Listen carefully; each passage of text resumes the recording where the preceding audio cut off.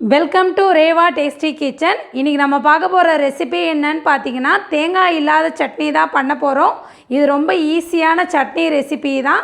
இப்போ இதுக்கு தேவையான பொருள்லாம் என்னென்னன்றதை பார்த்துருவோம் வாங்க. நான் 1 கப் அளவுக்கு பொட்டுக்கடலை எடுத்து வச்சுருக்கேன். அதே கப் அளவில் ஒரு 1/2 கப் அளவுக்கு வேர்க்கடலை, கொஞ்சமாக கொத்தமல்லி தழை எடுத்து வச்சுருக்கேன், ஒரு 5 பச்சை மிளகாய், தேவையான அளவுக்கு உப்பு, ஒரு 1/4 ஸ்பூன் அளவுக்கு கடுகு எடுத்து வச்சுருக்கிறேன். நெக்ஸ்ட்டு தேவையான அளவுக்கு எண்ணெய், ஒரு சின்ன சைஸ் அளவுக்கு புளி, ஒரு 6 பூண்டு பல் எடுத்து வச்சுருக்கிறேன். நெக்ஸ்ட்டு கொஞ்சமாக தாளிக்கிறதுக்கு கருவேப்பிலை. இது எப்படி செய்யலான்றதை பார்த்துடலாம் வாங்க.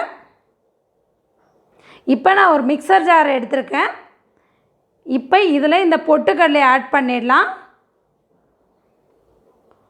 நெக்ஸ்ட்டு இது கூட வேர்க்கடலை, நான் 5 பச்சை மிளகாய் எடுத்திருக்கேன். உங்களுக்கு காரத்துக்கு ஏற்ப நீங்கள் எடுத்துக்கலாம் மிளகாய். ஒவ்வொருத்தர் காரம் அதிகமாக சேர்க்குறப்ப நீங்கள் கூட எடுத்துக்கலாம். இந்த சட்னி ரொம்ப வித்தியாசமாக இருக்கும். நார்மலாக நம்ம தேங்காய் இல்லாத சமயத்தில் இந்த சட்னி நீங்கள் கண்டிப்பாக ட்ரை பண்ணலாம்.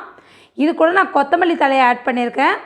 சப்போஸ் உங்கள்கிட்ட கொத்தமல்லி தழை இல்லைன்னா நீங்கள் புதினா கூட ஆட் பண்ணிக்கலாம். நெக்ஸ்ட்டு இது கூட பூண்டையும் நான் ஆட் பண்ணிடுறேன், புளி. இப்போ இதுக்கு தேவையான அளவுக்கு நான் உப்பை ஆட் பண்ணிடுறேன். இப்போ இதை நான் நல்லா அரைச்சி எடுத்துகிட்டு காமிக்கிறேன் பாருங்கள். இதை அரைச்சிட்டேன். இப்போ இதுக்கு தேவையான அளவுக்கு தண்ணி ஆட் பண்ணிக்கலாம். இப்போ இது நல்லா நைஸாக அரைச்சிட்டேன். இதை ஒரு பவுலில் மாற்றிடுறேன் பாருங்கள்.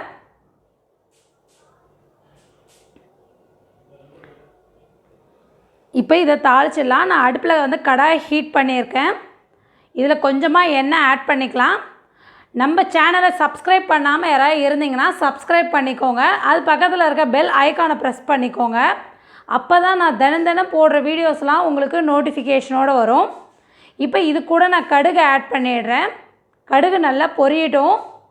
உங்கள் ஃப்ரெண்ட்ஸ் ரிலேட்டிவ்ஸ் யாருக்கும் சமையல் தெரியாத பிகினர்ஸ் யாராச்சும் இருந்தால் என்னோடய சேனலை சப்ஸ்கிரைப் பண்ண சொல்லிக்கோங்க. அவங்களுக்கு ரொம்ப யூஸ்ஃபுல்லாக இருக்கும். நான் தினம் போடுற வீடியோஸை அவங்களுக்கு. நெக்ஸ்ட்டு இப்போ நல்லா கடுகு பொரிஞ்சிடுச்சு.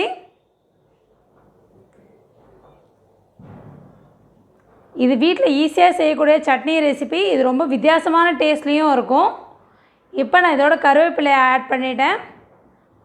இப்போ இந்த சட்னி கூட இதை ஆட் பண்ணிடலாம். அவ்வளோதான், ரெடி ஆகிடுச்சு. பார்த்திங்கன்னா தேங்காய் இல்லாத சட்னி. ட்ரை பண்ணி பாருங்கள். ட்ரை பண்ணி பார்த்துட்டு எப்படி இருக்குன்னு கமெண்ட் பண்ணுங்கள். என்னோடய வீடியோவை லைக் பண்ணுங்கள். மறக்காமல் உங்கள் ஃப்ரெண்ட்ஸுங்களுக்கு ஷேர் பண்ணுங்கள். தேங்க்ஸ் ஃபார் வாட்சிங்.